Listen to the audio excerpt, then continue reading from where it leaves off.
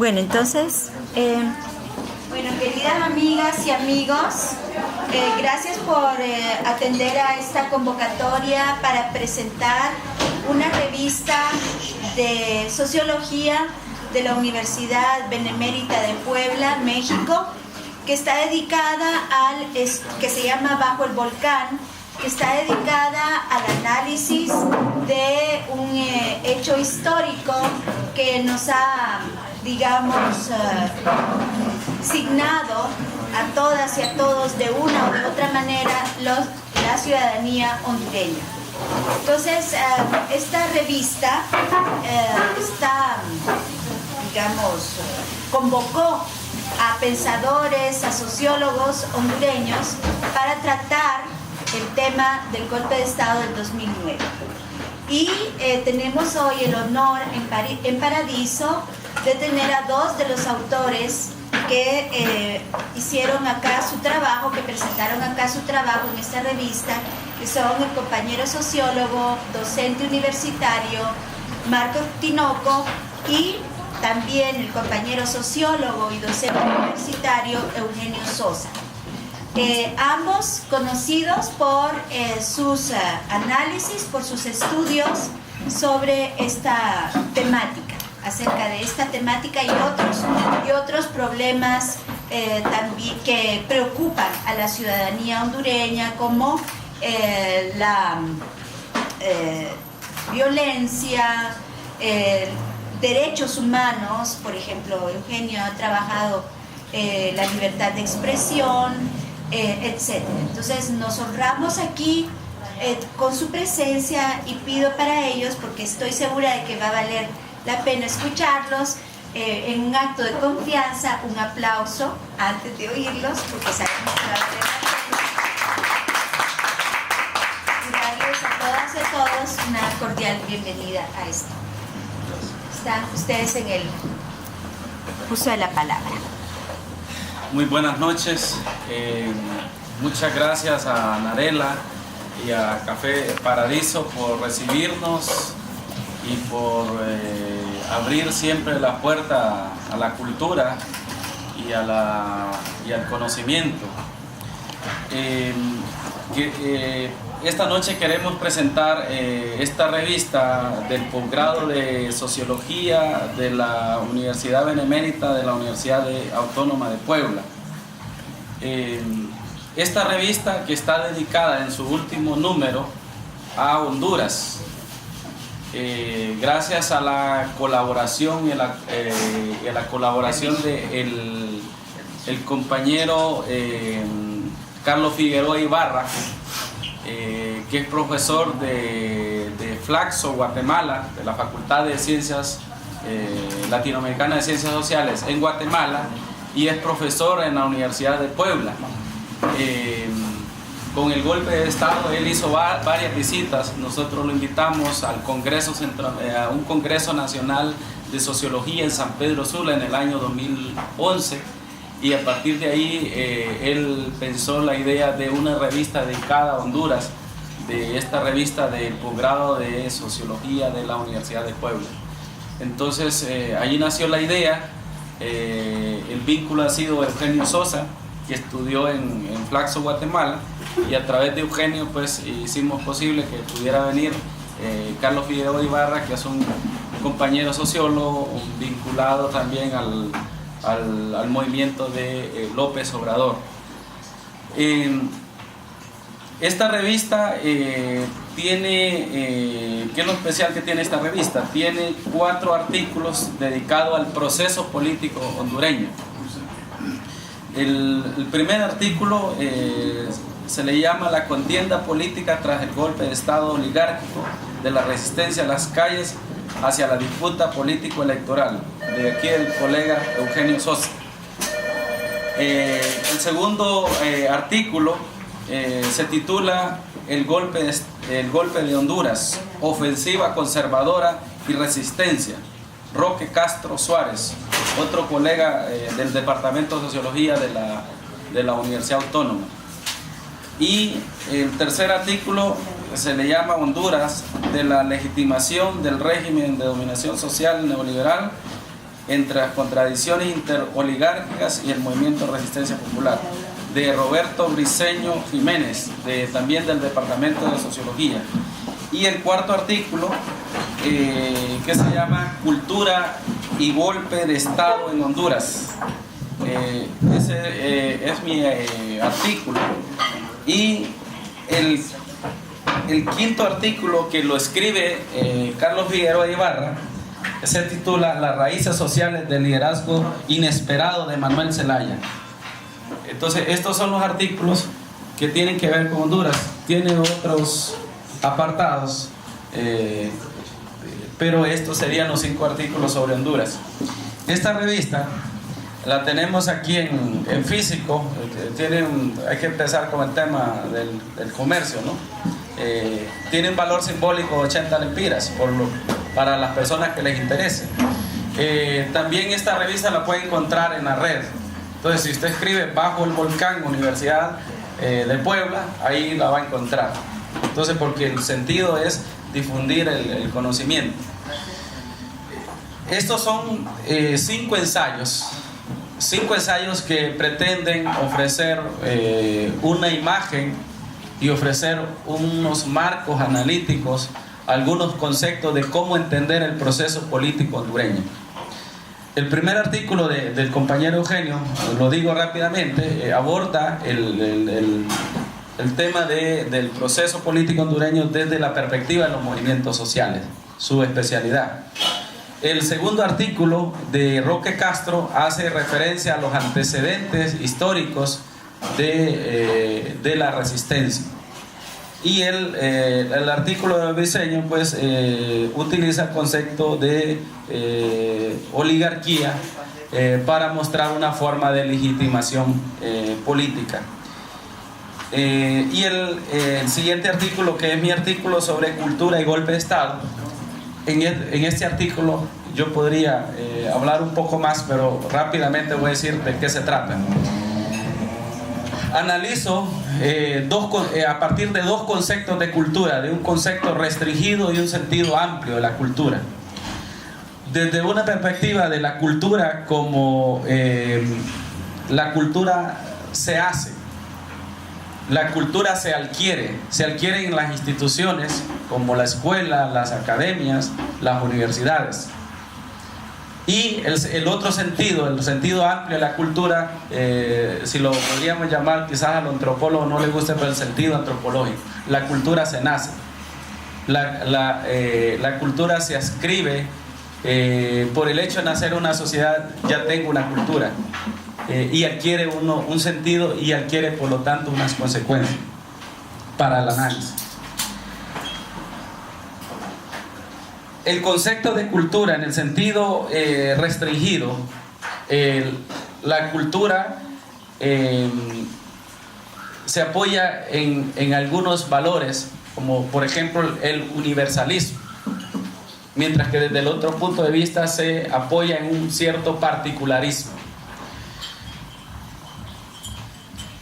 Por un lado, la cultura se puede entender como estos 2 conceptos de cultura van a tener una postura frente al cambio. Para uno asumiría una postura de innovación y de cambio, y para otro significaría estabilidad. Entonces, a partir de estos 2 conceptos de cultura, intento ver cómo se justificó el golpe de Estado. Por ejemplo, en el discurso político podíamos percibir cómo los grupos que eran pro golpe defendían lo nuestro, lo hondureño, y lo externo era como lo subversivo. Y de ahí algunas declaraciones xenófobas del canciller de facto, que hablara en términos de este negrito no sabe dónde queda Honduras. O justificaciones como de algunos movimientos religiosos que decían lo que sucedió en Honduras es respuesta a las oraciones, y lo que ha sido es para salvar a Honduras y a la democracia. Entonces, esos discursos los podemos analizar desde estos conceptos de cultura. Entonces, esos particularismos que en el fondo penetran no solo los grupos que apoyaron, que son pro golpe, esos particularismos también que se apoyan en un cierto relativismo cultural, la idea de que todo vale, ¿sí? Con todo esto de la posmodernidad, la idea de que todo vale, entonces todo es conocimiento, hasta la encuesta, ¿no? Con una cierta deformación. Entonces, con este relativismo cultural, si la idea de que todo vale, entonces lo político se personaliza. De ahí que el problema del conflicto político se planteara en términos de personas. El problema del golpe de Estado es un problema entre Micheletti y Zelaya. Los celayistas, ¿sí? Entonces adquiere unas ciertas connotaciones. Bueno, pero a partir de estos conceptos de cultura también podríamos analizar el discurso de las campañas políticas, el discurso de los nacionalistas replegados en su nacionalismo, es decir, una desesperación de Juan Orlando por capturar los votos de sus partidarios. Y por otro lado, el discurso que promueve Libre, que es un discurso de cambio. Entonces esperamos que, bueno, la idea no era contarle todo, sino provocar un poco la discusión, y que el sentido es que lo lean. Entonces, cuando uno presenta un libro, presenta algo que es escrito, pues, y si quiere que lo lea, pues no va a contar todo, ¿no? Entonces, además, no hay mucho tiempo. Yo quisiera mejor darle la palabra a Eugenio, para que Eugenio nos amplíe un poco más de qué va esta revista. Bueno, quizás comentar algunos temas, yo diría tal vez algunos desafíos pendientes de interpretación de este proceso. Hace una semana, creo que hace como 10 días, murió un gran pensador latinoamericano, de origen chileno, pero que después del golpe de 73 hizo todo un aporte académico desde México, que es Hugo Semmelmann, un gran pensador. Y Hugo Semmelmann, marxista, cuando se refiere a los movimientos sociales, dice, bueno, una cosa es cuando se les interpreta en el momento, y otra cosa es cuando se les reinterpreta después, históricamente. Y esto porque seguramente sobre este proceso político hondureño que estamos viviendo todavía, que seguirá seguramente, a futuro aparecerán interpretaciones y reinterpretaciones de diferente tipo. Y esto lo digo porque de alguna manera estos artículos se escribieron allí todavía un poco en el momento, en 2010, 2011. La revista se tardó un buen tiempo y aparece en el 2012. Y como ensayo lanzan algunas ideas, y quizás en el sentido del desafío de interpretación, yo diría como cosas, o más que cosas, temas que todavía están pendientes de una investigación más profunda, que quizás podrá ser posible un poco con los años. Los historiadores, bueno, aquí todavía saben que siempre hay una discusión entre escribir historia inmediata, reciente, y luego con el paso de los años. Por ejemplo, dentro de esos temas de discusión más profunda que aparecerán,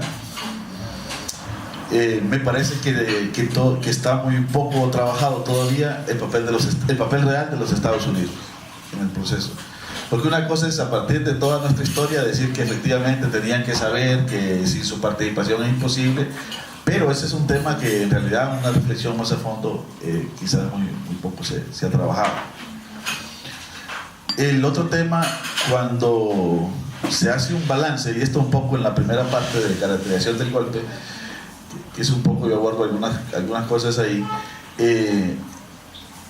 cuando se pregunta, bueno, se dijo a la oligarquía, no le salió, pensó que esto iba a ser rápido, fácil, pero en el fondo, antes de eso, tal vez hay una pregunta, con el enorme correlación de fuerzas que tenían, ¿por qué dar una salida política a esa forma de un derrocamiento abrupto, saltando todo?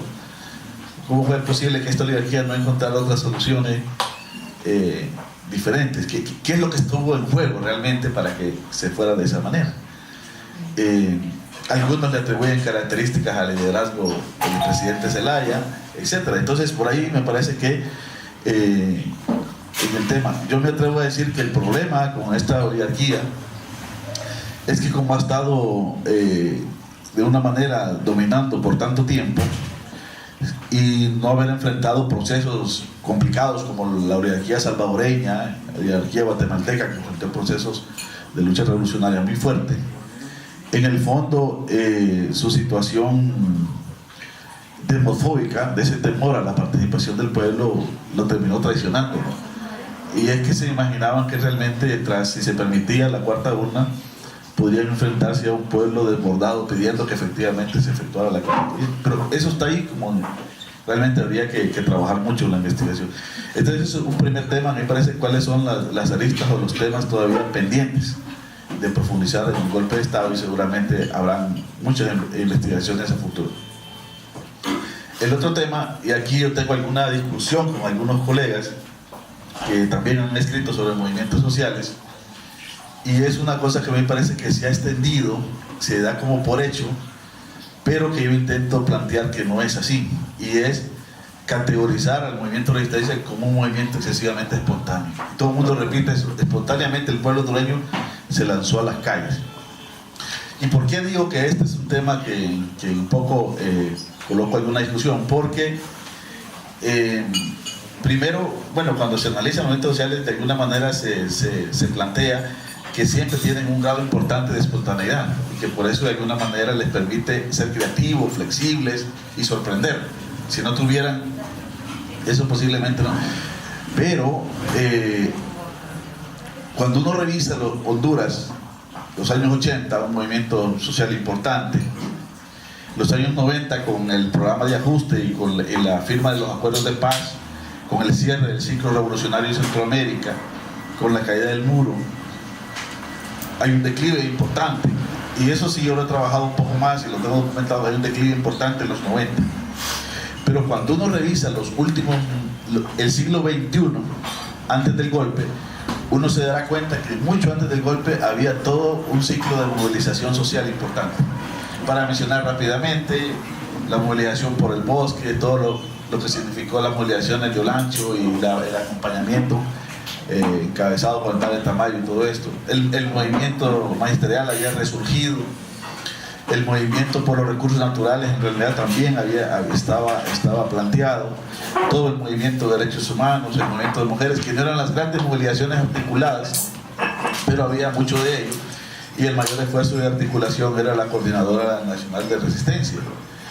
Y varios sectores movilizados, en la UAN también. En la UAN uno cree que realmente el movimiento campesino es de hace 2 años, el movimiento uno tiene que rastrear hasta el 2000, 2001, cuando realmente se empieza con un trabajo de la iglesia, de los jesuitas ahí, a discutir el tema de la reforma agraria. Entonces, en el fondo, lo que yo planteo como un tema de discusión es que Honduras ya estaba en un ciclo de movilización, y lo que hace el golpe es sencillamente abrir la válvula para que este ciclo adquiere las dimensiones que adquirió. O sea, su momento cumbre de ese ciclo, que es esa movilización desbordante. Tal vez a veces se le llama espontáneo porque, bueno, en los movimientos sociales actualmente la adscripción militante organizativa es menos dura, es más flexible que en años atrás con el movimiento sindical, campesino un poco. Entonces hay una discusión sobre eso de la irrupción masiva, sobre lo espontáneo, lo no espontáneo, y sobre todo la trayectoria que ya traíamos.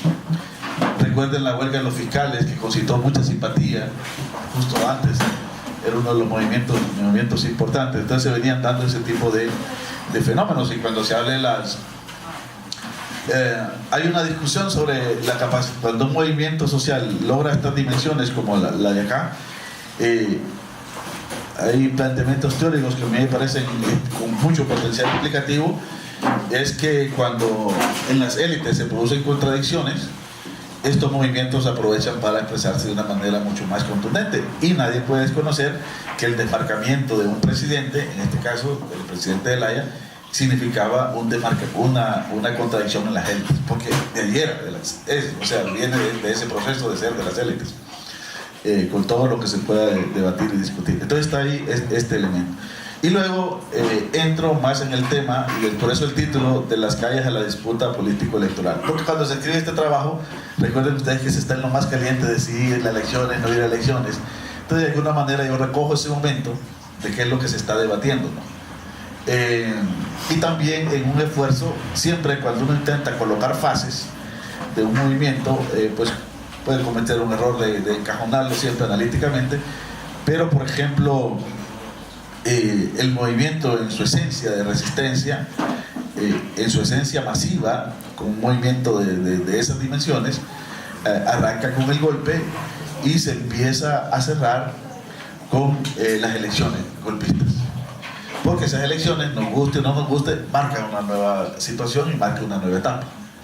Y con la instauración, que es lo que con otros colegas hemos llamado la salida conservadora al golpe, que son las elecciones.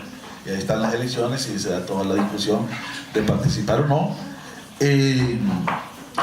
Más un acuerdo que realmente prácticamente también hay una discusión ahí en el momento que se firma el acuerdo, que se hace la negociación.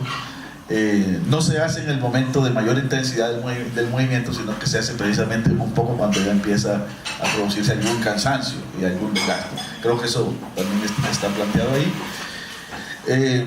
Luego lo que es el tema, cuando uno ve luego cuando entra la salida conservadora, el tema que más ocupa realmente el movimiento, alguien lo puede catalogar de restringido, pero en el fondo lo que dice es que era lo que preocupaba en el momento era el retorno del presidente. En ese momento, esa consigna, en esa segunda etapa, se coloca casi por arriba de la constituyente, en que siempre se menciona y otro tipo de cosas, porque el presidente sigue fuera y había que traerlo como un elemento simbólico y de liderazgo del movimiento. Y luego, para entrar en la discusión, recoger los planteamientos. Aquí se recoge un poco los pronunciamientos, los posicionamientos que se realizaron en encuentros como La Esperanza y Tibucá, donde estuvieron organizaciones como Copín y otro grupo que reflejaba todo lo que se sigue conociendo como el movimiento refundacional, el peligro de las elecciones, la discusión sobre las elecciones, lo que pasa con las asambleas cuando se intenta definir eso, pero que no se da. Pero en el fondo, como la revista se tardó y un poco tuve la oportunidad de revisarlo, lo que sí se miraba irreversible, yo lo planteé en algunos foros también, con mucha controversia, lo que sí se miraba irreversible es que el decantamiento electoral era una realidad. Y en lo que estamos hoy, pero yo creo que más que verlo como un proceso bifurcado, para mí lo importante es ver cómo un movimiento social potente, que a veces puede terminar diluido. ¿Cuáles son las opciones? A veces termina diluido, a veces termina masacrado, como varias experiencias de Centroamérica, donde cierran un ciclo a pura sangre y fuego. No, aunque hubo mucha represión, no fue el caso. El movimiento siguió con la fuerza y de alguna manera yo creo que más allá de los desacuerdos sobre el proyecto político de Libre, ese proyecto jamás se puede explicar sin ese movimiento de resistencia como un origen fundante del mismo. Entonces por ahí es donde planteamos. Y lo interesante, que tal vez, no sé si Marco lo dijo, es que hay unas entrevistas que no está, quizás no refleja todo la representatividad de los líderes, porque realmente este es un trabajo que recayó mucho sobre las espaldas de Carlos Figueroa, pero sí hay unas entrevistas con don Mario Bembreño, con Sara Elisa Rosales, con alguna gente del norte, con Margarita Murillo, incluso algunos que ahora están menos involucrados, y que planteaban cuál era su pensamiento sobre lo que se estaba viviendo en el país en ese momento. Entonces yo creo que esas entrevistas, para interpretar y seguir reinterpretando el movimiento y el proceso político hondureño, también dejan ese importante. Y hay otros escritos, obviamente, de varios otros colegas, historiadores, intelectuales, pensadores, que de alguna otra manera capturaron ese momento. Hasta aquellos que, por cierto, yo creo que es una joya con la cual han escrito, hasta aquellos que sistematizaron todas las pintas, por ejemplo, todos los grafitis, que es toda la parte simbólica y cultural que yo les digo que hay que escribir también sobre esa parte no se ha trabajado de la resistencia, más el proceso político, pero la parte simbólica, cultural, ¿verdad? Los discursos y contradiscursos lanzados a través de las paredes, el desafiar poderes religiosos que nunca se habían desafiado en el país, ¿verdad? En una sociedad cristiana, poner cuernos a una eminencia es altamente provocador, ¿verdad? En estas cosas. Y luego se nos pueden olvidar, hay varias gente que tiene esto, yo creo llamarlo cardemal. Sí, cardemal, todo esto, hay un desafío ahí importante sobre la reconstrucción. Entonces, bueno, eso es más o menos lo que se puede encontrar en esta revista. Es que nosotros estamos muy agradecidos con el compañero que es guatemalteco mexicano, realmente, Carlos Figueroa Ibarra. Además de un buen sociólogo, muy comprometido porque él es un sobreviviente de la guerra de Guatemala. Él emigró a México después de que sus dos padres fueron asesinados en Guatemala producto del terror de Estado que vivió ese país, ¿no? Bueno, ahora creo que toca abrir una etapa de conversación con el público.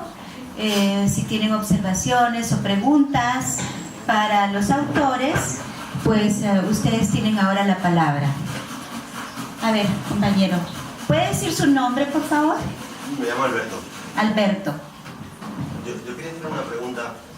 Hay algo que me llama mucho la atención desde fuera y que necesito comprender, que es lo siguiente. La cultura política, del proceso hondureño de estos últimos 4 años, desde el golpe de Estado, o sea, yo veo una gran contradicción que no acabo de resolver, o que no acabo de entender, que es la siguiente. Si usted toma los posicionamientos políticos de Libre, ahora, de la resistencia convertida en partidos, en un eje de izquierda y derecha tradicional, no son posicionamientos de izquierda. O sea, la última intervención de Xiomara en el foro en San Pedro Sula estaba hablando del déficit cero, o sea, políticas económicas que en cualquier otro país del mundo serían consideradas conservadoras. Esto está en contra del aborto, está en contra de las uniones gays, o sea, de políticas que son identificadas como de izquierda en el resto de los países del mundo. En cambio, en Honduras nos encontramos con que tienen un posicionamiento en el eje izquierda-derecha que sería de derecha, pero al mismo tiempo son acusados de ser comunistas, de responder a Venezuela, de responder a Cuba, y al mismo tiempo ha habido una movilización popular, sigue habiendo una movilización popular, la movilización popular es de base y real, existe, tiene posibilidades de ganar las elecciones, y entonces eso, al analista extranjero, me desubita totalmente a la hora de poder narrar o entender el proceso político que está viendo Honduras. O sea, desde el punto de vista de la cultura política. O sea, ¿cuál es esa...? O sea, el analista político hondureño, el sociólogo hondureño, ¿cómo le puede explicar al extranjero cuáles son las especificidades de la cultura política hondureña que llevan a contradicciones tan grandes y que permiten que un partido que objetivamente desde fuera tiene posicionamientos políticos de derecha sea realmente en Honduras lo que representa a la izquierda de las clases populares? Que no lo dudo, pero ¿cómo lo narramos y lo entendemos desde el extranjero? ¿Nos lo puede explicar? O sea, ¿hay algún tipo de teoría? ¿Hay algo que pueda explicar eso? Sí, hacemos una rondita si les parece. Bueno, sí. Bueno, yo bien interactuamos. Sí. Yo felicitarlos a los dos por este esfuerzo de reflexión sobre un tema que nos preocupa a todas y a todos, ¿verdad? Que es este golpe de Estado.